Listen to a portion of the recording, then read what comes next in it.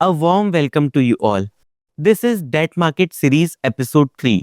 पिछले 2 एपिसोड में हमने समझा बॉन्ड मार्केट क्या होता है, बॉन्ड प्राइसेस डिमांड सप्लाई और मैक्रो इकोनॉमिक डेटा पर कैसे रिएक्ट करता है।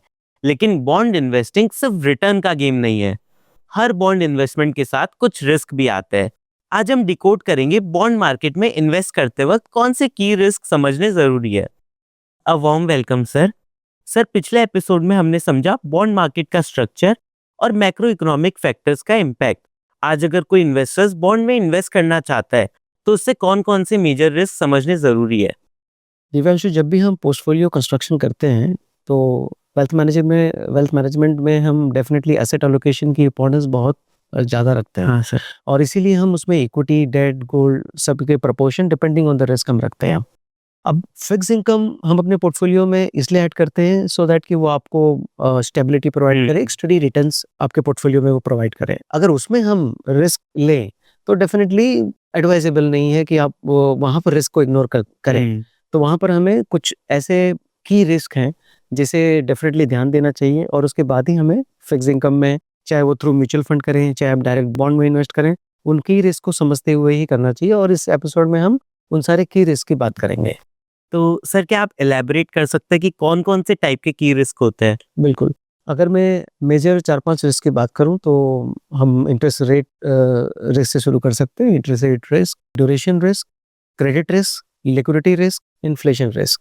ये 4-5 कुछ की रिस्क है जिसके बारे में समझना बहुत ज़रूरी है before investing into fix income.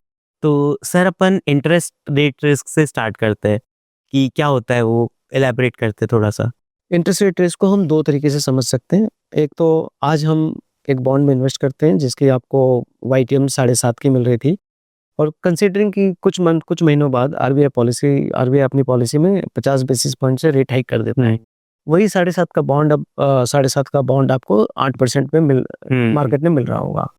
अब ये 50 बेसिस पॉइंट का जो अपॉर्चुनिटी लॉस के लिए रहा, अगर आप रुक जाते तो आपको 8% में भी मिल सकती थी। एक तरीका ये होता है देखने का। और दूसरा तरीका होता है कि अगर आपने इन्वेस्ट कर लिया तो आपके एग्जिस्टिंग इन्वेस्टमेंट पे उसका क्या फर्क पड़ेगा। हाँ। बॉन्ड प्राइस और बॉन्ड यील्ड इन्वर्सली प्रोपोर्शनल होते हैं, इसलिए जैसे ही रेपो रेट हाइक होगा, बॉन्ड यील्ड मार्केट में ऊपर जाएंगे तो ये प्राइस जो है डाउनवर्ड मूवमेंट करेंगे, यानी प्राइस जो है नीचे आएंगे और आप MTM लॉस फेस करेंगे अपने पोर्टफोलियो में। डेफिनेटली वो आपके पोर्टफोलियो रिटर्न्स को डिस्टर्ब करेगा। तो very well explain sir, proper आपने एलैबोरेट किया। एक सिमिलर टाइप का रिस्क होता है ड्यूरेशन रिस्क। सो वो कैसे डिफरेंट है अपने इंटरेस्ट रेट रिस्क से। बिल्कुल। ड्यूरेशन रिस्क और इंटरेस्ट रेट रिस्क जो है इंटरलिंक्ड है। अब वो अलग कैसे, वो आपको बताता हूँ। जब हम ड्यूरेशन रिस्क इसलिए कहते हैं कि हर बॉन्ड का एक मॉडिफाइड ड्यूरेशन होता है और ये रेडिली अवेलेबल होता है और आप उसे कैलकुलेट भी कर सकते हैं। But in a simple word to understand, जितनी मैच्योरिटी किसी बॉन्ड की ज़्यादा होगी उसका मॉडिफाइड ड्यूरेशन उतना ही ज़्यादा होगा। जितनी उसकी टेनर छोटा होगा बॉन्ड का, उतनी मॉडिफाइड ड्यूरेशन कम होगी। तो जब इंटरेस्ट रेट रिस्क के हिसाब से हम देखें इस चीज़ को, तो जब आपको लगे कि इंटरेस्ट रेट बढ़ने वाला है, आप ऐसे बॉन्ड में इन्वेस्ट करें जिनका मॉडिफाइड ड्यूरेशन कम हो, यानी कि लोअर टेनर बॉन्ड्स पे आप जाएंगे। यानी कि पहले आप 7, 8, 10 साल के बॉन्ड में अगर आप इन्वेस्ट कर रहे थे जब रेट कट हो रहा था, जैसी सिचुएशन बदल गई और अब रेट हाइक आप एक्सपेक्ट कर रहे हैं, आप तुरंत जो है वो बॉन्ड खरीद लेंगे जिनकी मॉडिफाइड ड्यूरेशन लो है, यानी जिसके ड्यूरेशन जिनकी मैच्योरिटी जो है कम है। यानी आप 1 साल से 3 साल को एक शॉर्ट टर्म में डिफाइन किया जा सकता है। तो आप प्रेफर करेंगे 1 to 3 year bond instead of 5 to 10 years bond. तो इस तरह से हम ड्यूरेशन को मैनेज करते हैं। तो ड्यूरेशन रिस्क से इसलिए कहा जाता है क्योंकि ये मॉडिफाइड ड्यूरेशन से जुड़ा हुआ है। Higher the modified duration, higher the risk, lower the modified duration, lower the risk. Great clarity sir. तो अब अपन चलते हैं अगले रिस्क की तरफ, इन्फ्लेशन रिस्क। इन्फ्लेशन रिस्क नाम से ही आपको क्लियर हो जाता है कि कहीं ना कहीं यहाँ पर हम रिटर्न को इन्फ्लेशन से एडजस्ट करके देखेंगे। यानी अगर 8% का आपका YTM है किसी पर्टिकुलर बॉन्ड का और उस पर्टिकुलर ईयर में जो एवरेज इन्फ्लेशन आ रही है वो 4% की है, तो आपका रियल रेट ऑफ रिटर्न जो है 4% ही है। क्यों? क्योंकि हम जो भी खर्च करते हैं उसमें कहीं ना कहीं आपको इन्फ्लेशन का बहुत बड़ा कंट्रीब्यूशन होता है।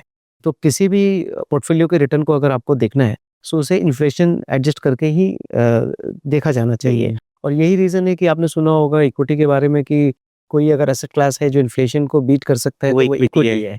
क्योंकि उसमें वो कैपेसिटी है कि लॉन्ग टर्म में वो 10-12% की रिटर्न हाँ। देता है, दो विद सम रिस्क। तो इसी तरह से डेट में, चूंकि यहाँ पर कहीं ना कहीं आपका कूपन फिक्स है, आपका वाईटीएम अगर आप उसे मेच्योरिटी तक होल्ड करेंगे तो फिक्स है। तो यहाँ पर अगर आप इन्फ्लेशन एडजस्ट करके देखेंगे तो आपको आपकी रियल रेट ऑफ रिटर्न पता चलती है, और उसी से आपको पता चलता है कि ये रिटर्न क्या मेरे लिए सफिशिएंट है इस पर्टिकुलर बॉन्ड में इन्वेस्ट करने के लिए। यानी 8% पे, जैसे मैंने एग्जांपल दिया कि 8% के बॉन्ड पे 4% की इन्फ्लेशन है, तो आपको ये देखना है कि आपका रियल रेट ऑफ रिटर्न सिर्फ 4%, जो इन्फ्लेशन एडजस्टेड है। रिटर्न। तो बहुत अच्छे से समझ आया सर इन्फ्लेशन रिस्क। अब अपन चलते हैं अपने अगले रिस्क की तरफ, लिक्विडिटी रिस्क। लिक्विडिटी रिस्क को भी हम शॉर्ट टर्म और लॉन्ग टर्म मार्केट से सेपरेटली समझने की कोशिश करेंगे। शॉर्ट टर्म मार्केट में liquidity risk is actually link to the liquidity, यानी सिस्टम में जब लिक्विडिटी टाइट हो जाती है, जैसे कि जो last quarter of the year है, जैन फेब मार्च, इसमें जनरली लिक्विडिटी टाइट होती है बिकॉज काफ़ी स्टैट्यूटरी आउटफ्लोज होते हैं बैंकों में, एएलएम मिसमैच होता है, और जिसकी वजह से शॉर्ट टर्म रेट्स ऊपर हो जाते हैं।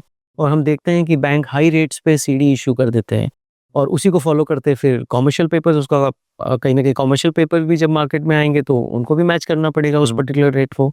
तो उस वजह से रेट शूट अप कर जाते हैं, और just because short term rates ऊपर जा रहे हैं तो price of that short term securities will go down, यानी उस सिक्योरिटीज की प्राइस नीचे जा रही है। तो ये हो गया कि शॉर्ट टर्म मार्केट में लिक्विडिटी रिस्क कैसे प्ले कर रहा है। जब इसे हम लॉन्ग टर्म मार्केट से देखते हैं, यानी बॉन्ड्स और एनसीडीज में से जब हम इसे समझने की कोशिश करेंगे, तो यहाँ पर दो तरीके से लिक्विडिटी रिस्क आता है। एक तो उसकी क्रेडिट रेटिंग क्या है, और उस पर्टिकुलर बॉन्ड की डिमांड कम और ज़्यादा होती रहती है फॉर वेरियस रीजंस। अब जैसे क्रेडिट रिस्क से अगर हम क्रेडिट रेटिंग से अगर समझने की कोशिश करें इसे, तो ट्रिपल ए की डिमांड सबसे ज़्यादा रहेगी, डबल ए प्लस की उससे थोड़ी सी कम रहेगी, डबल ए माइनस की उससे कम रहेगी, सिंगल ए की उससे कम रहेगी। तो जैसे हम नीचे की तरफ क्रेडिट रेटिंग में आते हैं, उसकी डिमांड उतनी ही कम होती जाती है, और जब जिसकी डिमांड कम होगी तो यानी कि उसकी आप उसे इजीली सेल नहीं कर पाएंगे। हाँ, लिक्विडिटी कम हो गई। कल आप वो चाहेंगे कि अगर मुझे इसे सेल करना है, तो मे बी जो ड्यूरेशन, जितना ड्यूरेशन लगेगा उसे सेल करने में, ज़्यादा समय उसमें लग सकता है। तो एक तो ये चीज़ हो गई, तो क्रेडिट रेटिंग से उसका इम्पैक्ट आएगा लिक्विडिटी का। अब जैसे जीसेक एसडीएल है, जीसेक सबसे हाईली लिक्विड माना गया है, और SDL though it's a sovereign instrument, but as compared to G Sec उसकी लिक्विडिटी थोड़ी कम मानी जाती है। कॉर्पोरेट बॉन्ड में आप उसे क्रेडिट रेटिंग से देखेंगे, और प्लस न्यूज़ फ्लोज होते हैं, कभी कोई नेगेटिव न्यूज़ आ गई किसी पर्टिकुलर कंपनी के बारे में, तो उस पर्टिकुलर बॉन्ड की डेफिनेटली डिमांड कम हो जाएगी। डिमांड कम हो गई ना, लिक्विडिटी ऑब्वियसली कम हो गई, यानी मार्केट में बायर डिमांड नहीं रही, करेक्ट, बायर नहीं रहेंगे, डिमांड नहीं रहेगी, और आप उसे सेल नहीं कर पाएंगे। तो जिस बॉन्ड को आप इजीली लिक्विडेट न कर सकें, उसी को कहते हैं liquidity risk. Great clarity sir.